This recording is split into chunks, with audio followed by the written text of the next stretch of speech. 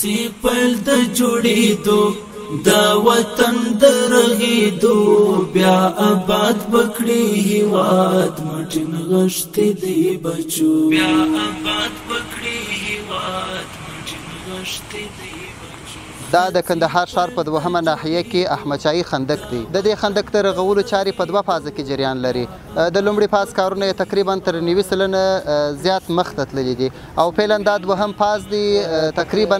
480 متره اوږدوالی لري او 4 متره د اوبو تېرولو لاره ده. د دې دوهم فاز کارونه 2 میاشتې مخکې پیل سوي دي. تر دې دمه یې 80% کارونه مخته تللي دي او پاته کارونه به یې هم د 1 میاشتې په شاوخوا کې بشپړ سي. په دې دوهم فاز کې هره ورځ 100 کسانو ته د کار کولو زمینه برابره سوې ده. 22 کسان په مسلکي ډول کار کوي او 28 کسان په غیر مسلکي ډول په کار کولو بوخت دي. د دې مهم خندق په اساسي رغولو سره د کندهار ښار اوسیدونکو زیاته خوښي ښودلې ده او د کندهار ښاروالۍ د دې مهم ګام څخه یې ځانګړې مننه کړې. دغه و چې هلته بېوازې ورېده د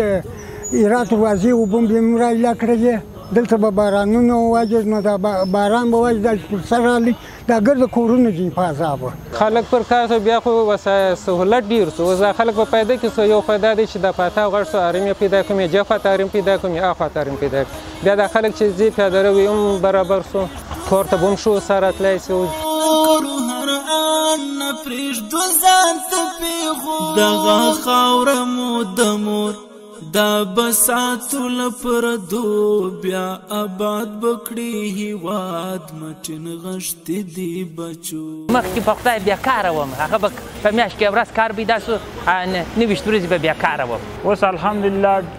ګرده ځوانان چې په کار اخته دي د دې د مخه څخه به موږ بیکار وو یو ورځ به روزانه برابره سوه بله ورځ به نه وه دلته چې راغلي یو الحمدلله د ماښام ګوله پیدا کېږي دلته ښکار کوم بیخي د الله سره زه یم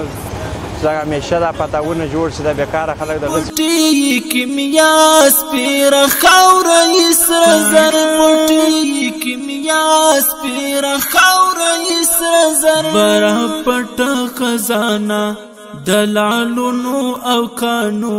بیا آباد بکړي هېواد